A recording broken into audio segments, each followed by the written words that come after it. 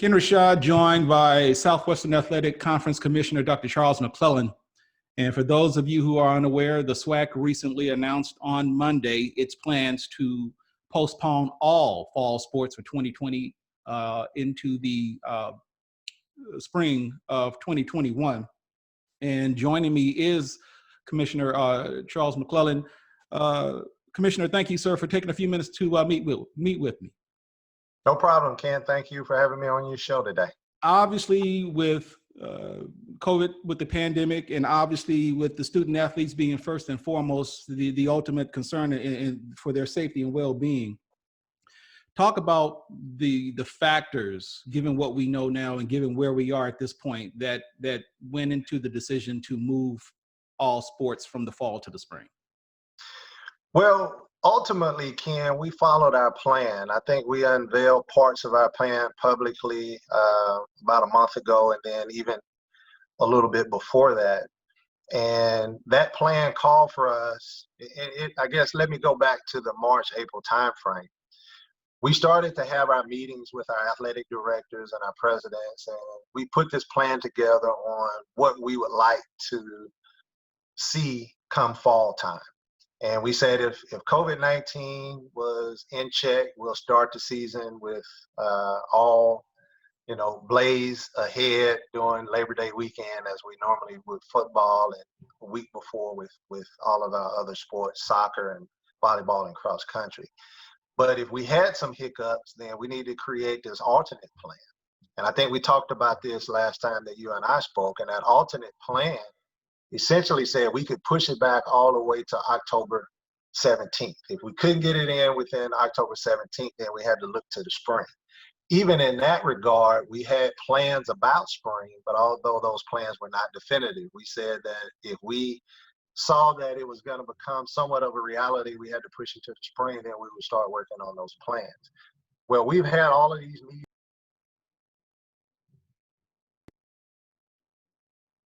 Go ahead. Institutions, I apologize. We've had institutions to get testing machines.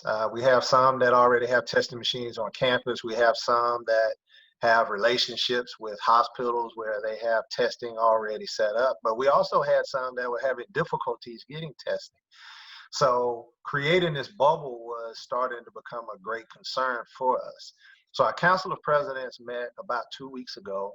And the meeting yesterday, they already had on the book. So we've been meeting periodically. But 2 weeks ago, we started to become somewhat alarmed about where the numbers were headed. Not necessarily where we were at that particular time, but we were headed to be even in dire straits.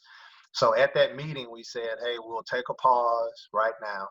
And let's get back on the 20th and let's make some decisions based upon the data that we had in front of us.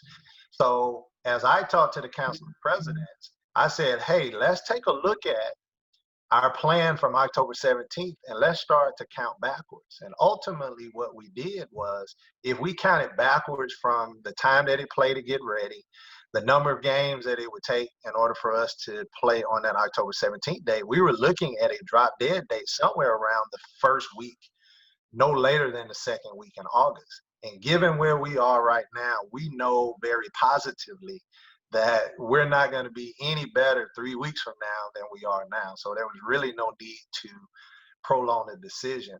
And I will say this to tie into your original question. We made a decision 2 weeks ago that we were going to make sure that none of our student athletes came on campus.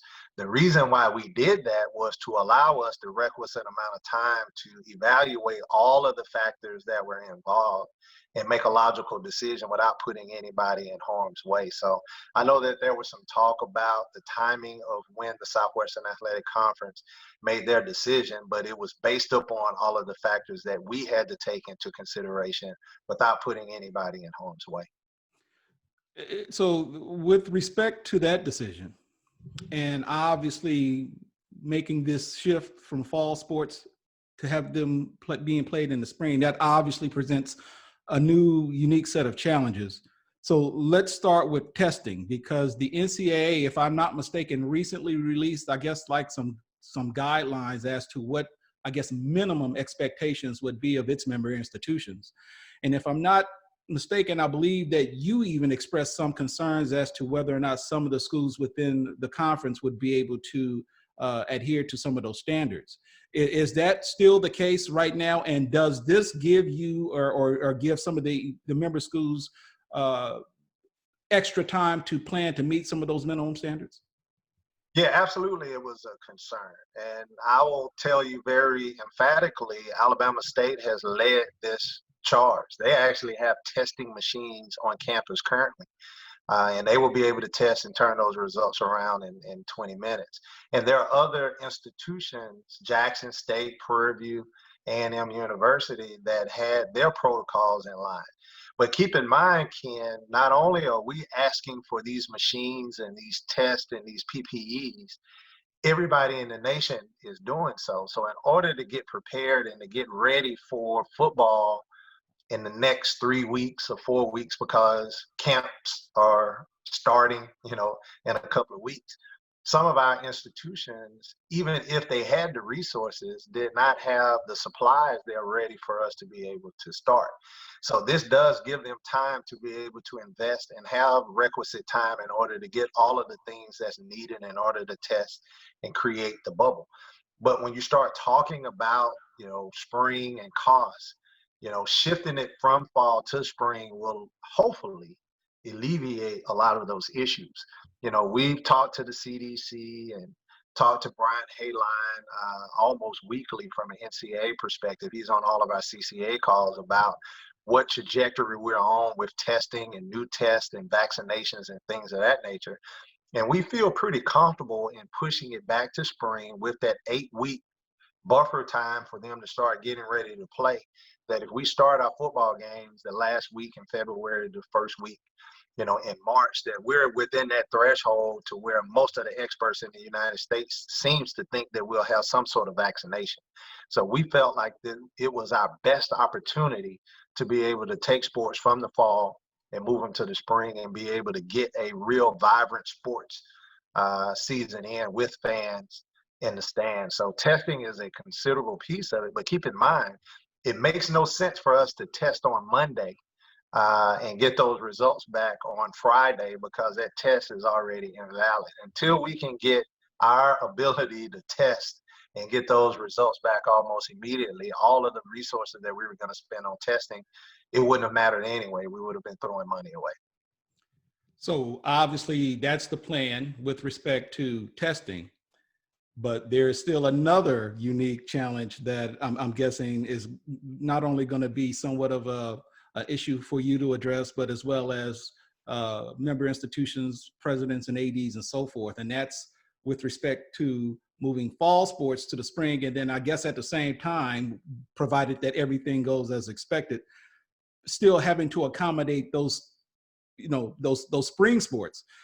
What type of logistics problems might this present, and what kind of discussions, if any, have you all had with respect to the logistics of being able to conduct all of these sports at the same time? Yeah, it's definitely going to create some logistical problems because this hasn't been done before. But I can promise you, any logistical problems that they have in the spring would pale in comparison to what they were going to be facing in the fall. So when you start talking about human capital and human resources to be able to put these games on, we will have to go out and hire some outside individuals to come in and assist us. But again, that's got to be a much cheaper proposition than what it would take in order for us to put on fall sports. So when you look at our spring football playing model, what we tried to do was overlay it within our regular spring practice season that's already there, realizing that you only get 15 practices, but the majority, if not all of our schools, will space that out over a 2-month time frame. But every Saturday they have these spring games, right? Well, the same personnel that it would take to have this spring football practice game will be the same personnel that you would need to have this spring regular season football game. So it will provide some logistics and scheduling, which we are prepared to do. And there are some opportunities there that we have. There are several bye weeks that we've already put within our schedule, and we'll be releasing this hopefully within the next 2 weeks So there's a bye week in there, just regular for member institutions. There's a bye week in there for the basketball tournament. There's a bye week in there the week before our Cricket Wireless football championship game. So there's some flexibility within that schedule. And we also have that one game that you can book if you choose to book from an outside opponent. So that could theoretically be another bye week. So again, if you add from the last week of February all the way up until the end of April, which is what that plan calls for, there are several scenarios that we can move games around. It is not our intent for you to go to a member institution and have a football game, a basketball game, a soccer game, a volleyball game, and a baseball game. That is not our intent at all. We have the ability to schedule around that, but at the same time, we kind of do this already in the spring where we have a baseball game and we have a basketball game and we have a track meet all at the same time. We can space that out. There's nothing to say that you can't have your football game on Thursday and you have your volleyball match on Friday and you have your basketball game on Saturday and then you have your track meet on Sunday. So there are some adjustments that we have to make. It's definitely going to be a challenge, but much better scenario than not having any sports at all. And then finally, with respect to obviously football, we already have a plan in place, and I know that there still will be some other sports that you'll have to address that may not necessarily be in place just yet. But with respect to football, is there an expectation that these games can be played with fans in the stands per se, or is there an expectation that these games might be played with only the mandatory, individuals required to put these games on? Is there any consideration been made to that particular, those options? Yes, again, COVID-19 will determine what happens. And again, this is just a plan. We've put out about 20 plans and this is our 21st. So we have and we reserve the right and the ability to adjust these plans. Okay. And we're going to have to based upon COVID-19. But absolutely, we are planning on having fans and having band and having the full pageantry. I've said this before. Can you imagine a Bayou Classic in the middle of Mardi Gras? There are a lot of great opportunities for us to be able to, play these games. And quite frankly, when football season is over with in November and Celebration Bowl is in December, by the time you get to spring football, you have thousands and thousands of fans coming out to our spring football games trying to get a glimpse of what the following fall is going to look like. So we know spring football does have a place. Maybe this is an opportunity for us to capitalize on that opportunity. And that's ultimately what we're trying to put together. We want the bands, we want the fans, we want the tailgate. And can you imagine a homecoming at Grambling State University where you can get a football game, a basketball game, and a baseball game all in the same weekend? That could turn out to be a very, exciting opportunity. So hopefully the nation does what it's supposed to do. Hopefully we can get a vaccine. Hopefully we can curtail this virus and look at the spring somewhat as an anomaly year, but we can make it a great year. Southwestern Athletic Conference Commissioner, Dr. Charles McClelland, sir, thank you for taking a few minutes to talk with me, and good luck to you and the rest of the membership moving forward as we try to make our way through this pandemic. No problem, and thanks for having me on your show, Ken. All right, sir.